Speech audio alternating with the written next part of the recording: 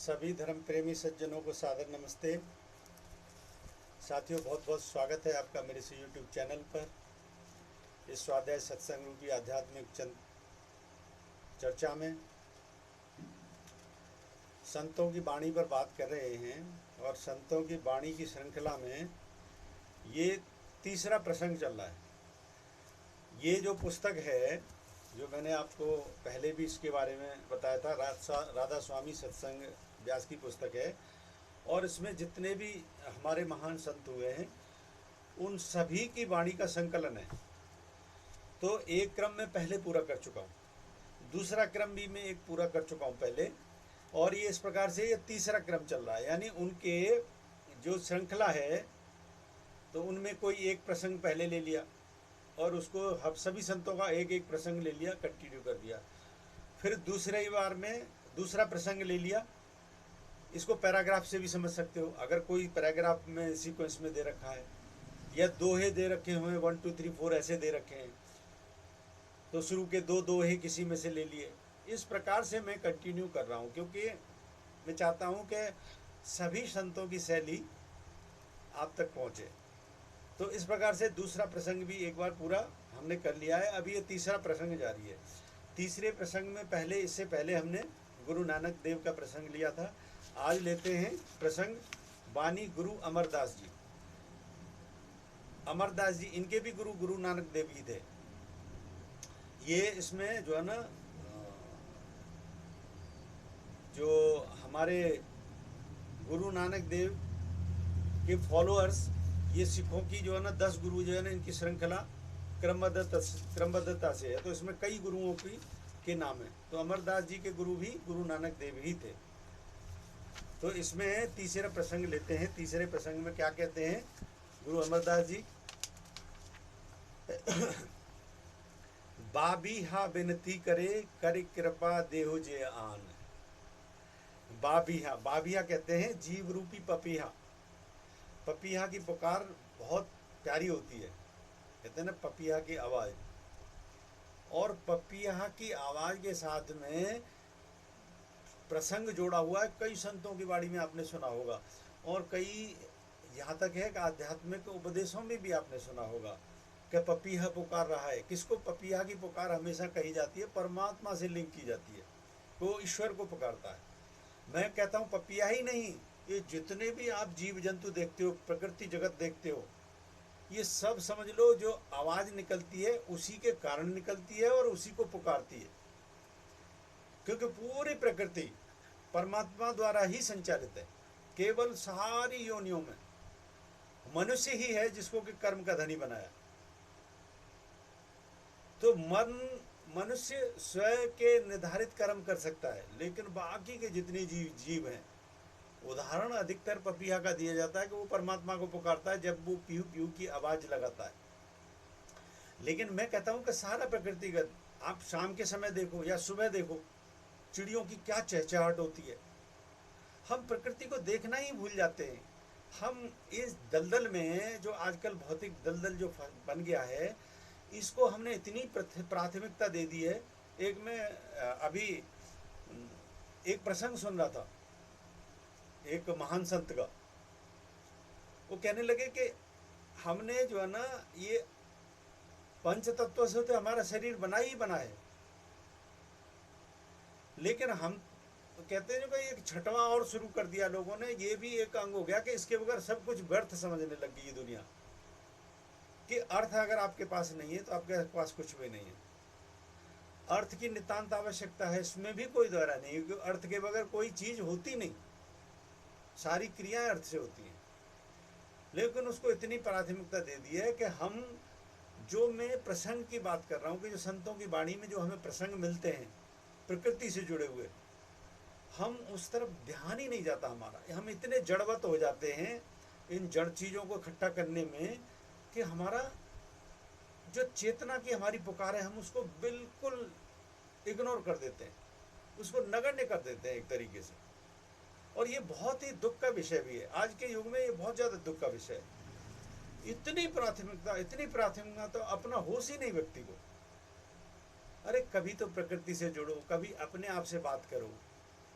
कभी संतों की वाणी को सुनो, क्या रस है इनमें। ये सब तुमको तुम्हारे से जोड़ने के साधन है। अब बताओ ऐसी उपलब्धियों का क्या महत्व जो तुमको तुमसे ही अलग कर दे, तुम्हारे अपने अस्तित्व से अलग कर दे। क्या महत्व ऐसी उपलब्धियों का, थोड़ा सा विचार करके देखो। मनुष्य की आयु मैक्सिमम 100 वर्ष कही गई है वेदों के अनुसार। आजकल 100 वर्ष पे तो कोई पहुंचता ही नहीं।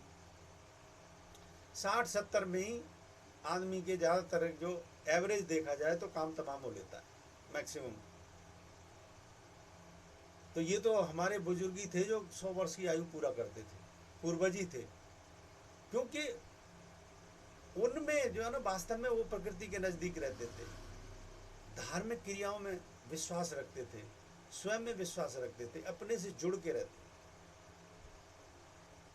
तो ये जो बात कही जा रही है, बाबीहा विनती करे कर कृपा देहो दे जान, तो पपीहा अपने उस परमात्मा को पुकार रहा है, कर कृपा देहो दिए जान।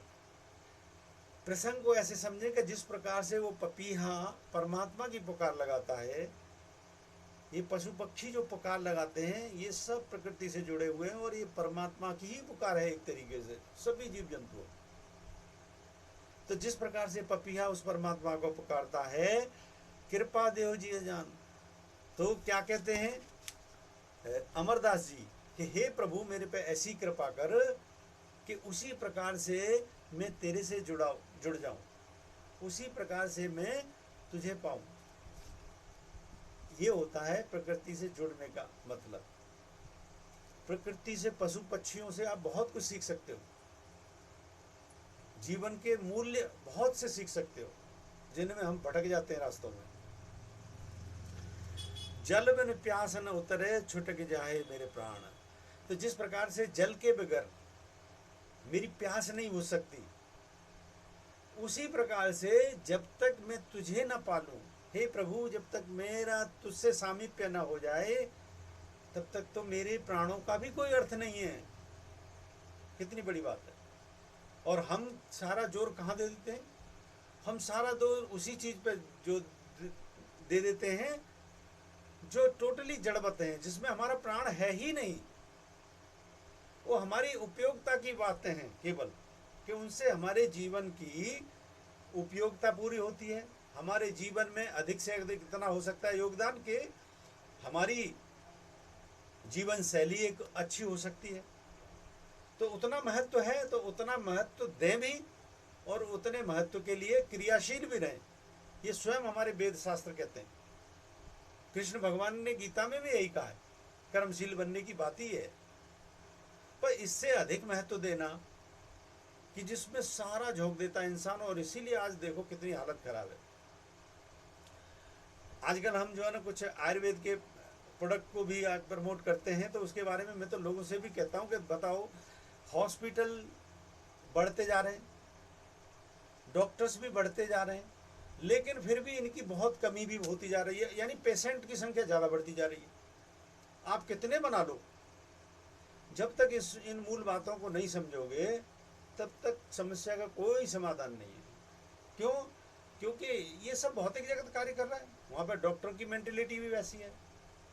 ये संसाधन है केवल, जो जिस चीज़ से हमारी रक्षा होती है, जो चीज़ हमारे लिए सहयोगी होती हैं, उनको अगर सिर्फ हम एक साइड में कर दें और सिर्फ फिर हमारे अंदर कोई दिक्कत हो जाए, समस्या हो जाए, तो फिर इन पर निर्धारित रहें, तो ये समस्या का हल नहीं है।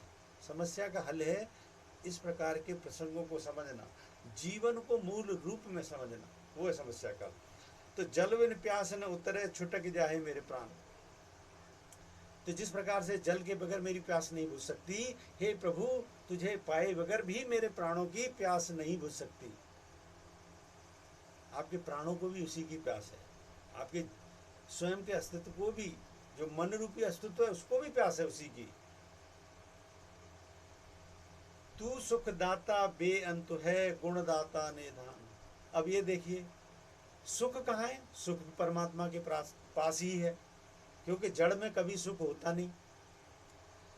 जड़ वस्तु का स्वभाव जड़वती ही है, इसमें सुख नहीं है।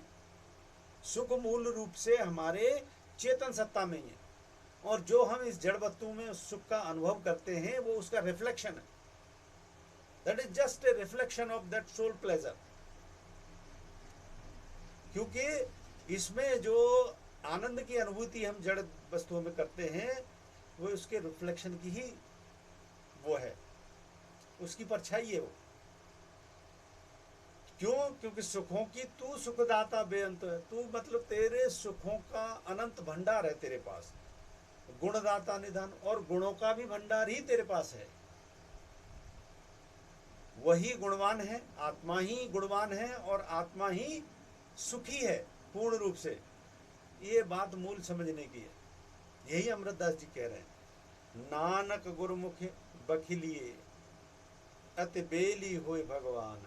हे मेरे गुरुदेव नानक, आपने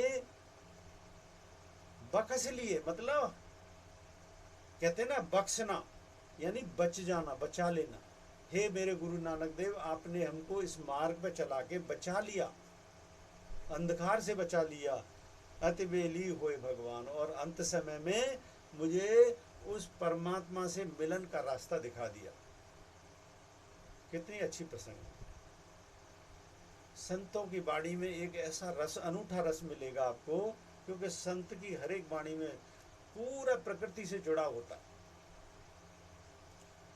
शैली ऐसी होती है जो कि एक उसमें अलग ही आनंद होता है। तो इस प्रकार से आज हमने अमरदास जी की ये कुछ 4 पंक्तियों को भी माध्यम से उस परमात्मा की विषय में जाना।